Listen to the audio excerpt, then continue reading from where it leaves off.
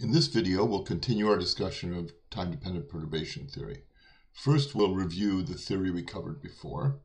Then we'll look at sinusoidal perturbation, calculate the transition probabilities in the two-level system, and finally apply electromagnetic perturbation.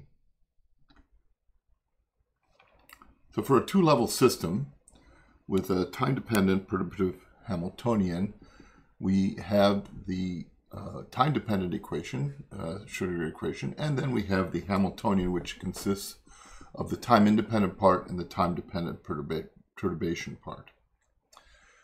The wave function for the two-level system is just the stationary states times their time dependence times a time-dependent coefficient, which we can write then for the A state as Ca of t psi a e to the minus I e sub a t over h bar plus Cb of t psi b e to the minus I e sub b t over h bar.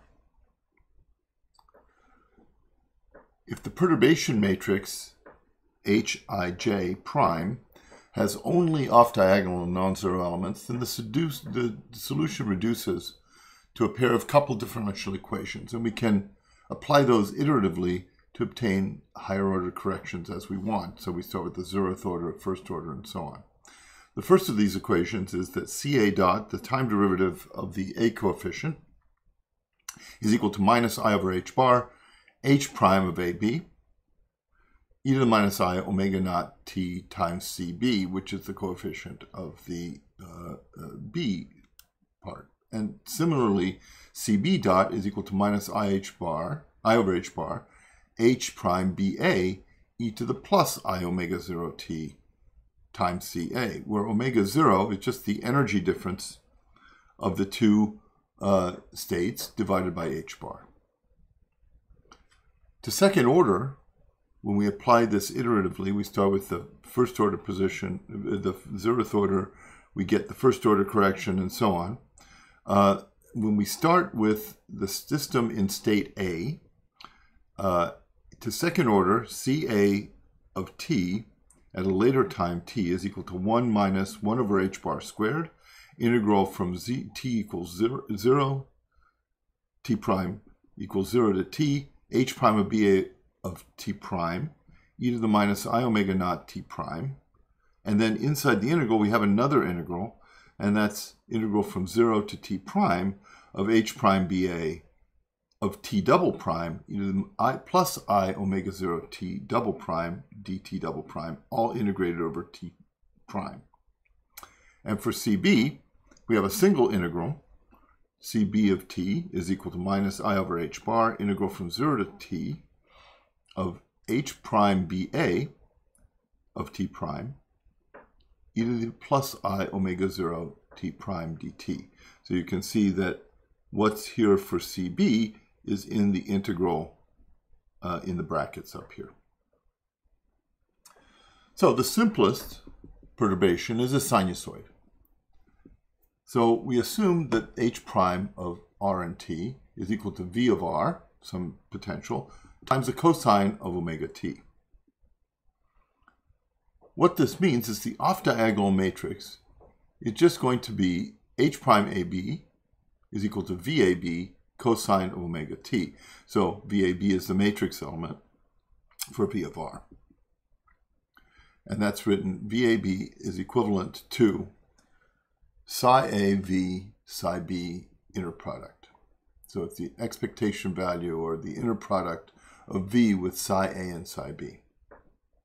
To first order, we then have that CB is approximately equal to minus I over h bar VBA, which is this inner product, times the integral from 0 to t of cosine of omega t prime e to the I omega 0 t prime dt prime. And because this is the cosine, we can expand this into exponentials. So this then leads to minus I VBA over 2h bar, integral from 0 to t of the quantity e to the I omega 0 plus omega t prime plus e to the I omega 0 minus omega t prime.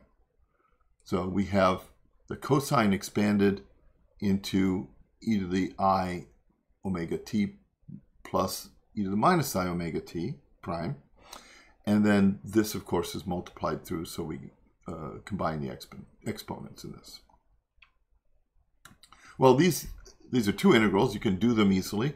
And the solution then gives you minus VBA over 2h bar, because you get an I out from the integration, times the quantity, e to the I omega 0 plus omega times t minus 1 over omega 0 plus omega, plus e to the I omega 0 minus omega times t minus 1 divided by omega 0 minus omega.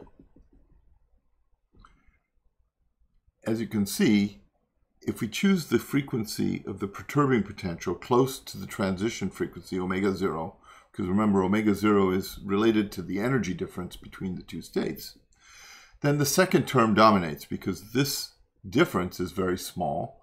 And so this term gets large, while this term is basically omega 0 times 2, so it's much larger. And so we can throw away this first term, and approximately CB is going to be related to this second term. So CB then is approximately equal to minus VBA over 2h bar. And then if I pull out an e to the I omega 0 minus omega over 2 times t out of both of these, then I get e to the I omega 0 minus omega t over 2, and I pull out the omega 0 minus omega in the denominator. What I have left from these two terms is e to the I omega 0 minus omega t over 2 minus e to the minus I omega 0 minus omega t over 2. But this is simply related to the sine function. And so I can rewrite this as minus I times VBA over h bar sine of omega 0 minus omega t over 2 divided by omega 0 minus omega, and then multiplied times e to the I omega 0 minus omega t over 2.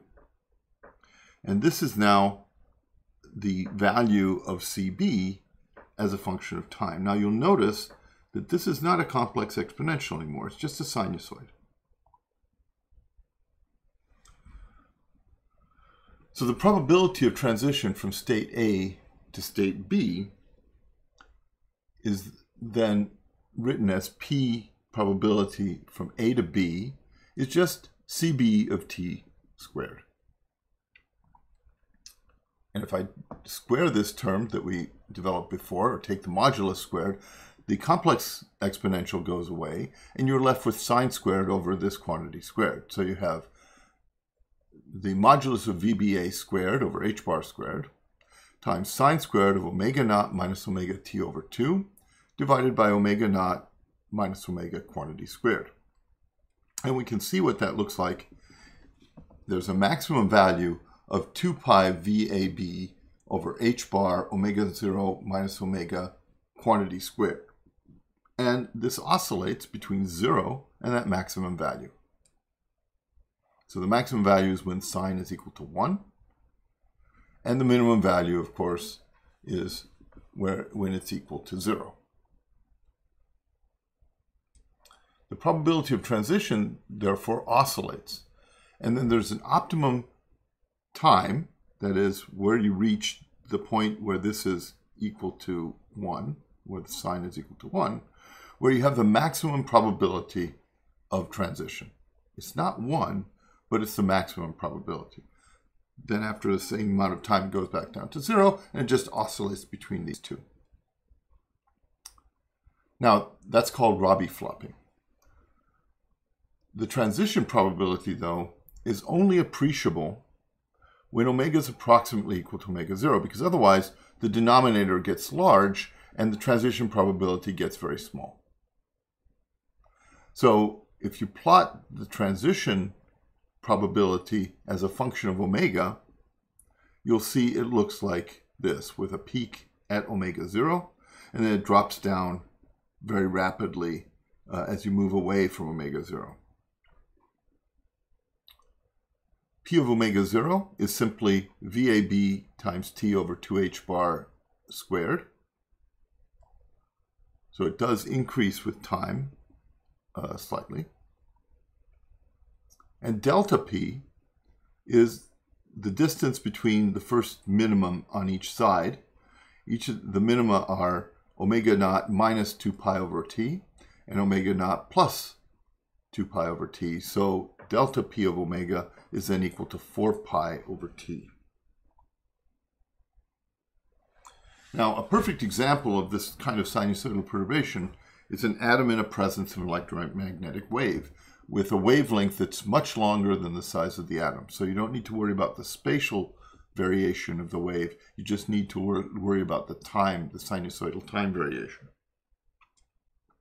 If we ignore that slow spatial variation, we can write that the electric field is equal to E sub 0 cosine of omega t, let's say it's in the z direction, so z hat. The perturbing Hamiltonian, therefore, is H prime is equal to minus q E0z times cosine of omega t. And the diagonal term will vanish because they're always odd in z when we take the integral, when you take the inner product. And the off-diagonal terms of the perturbation don't vanish. They're just equal to H prime sub BA is equal to minus P, this is the polarization, times E sub 0 cosine of omega t. And P is just the matrix element. Charge times the inner product of psi B, Z, psi A. So this gives exactly the kind of sinusoidal perturbation that we were looking at just before, where the transition probability from A to B is equal to VBA squared, well, that's going to be related to P, over H bar squared, sine squared of omega naught minus omega t over 2, divided by omega naught minus omega quantity squared. And VBA is just the polarization times E sub 0. Just pulling it off this, exactly this, minus the polarization times E sub 0.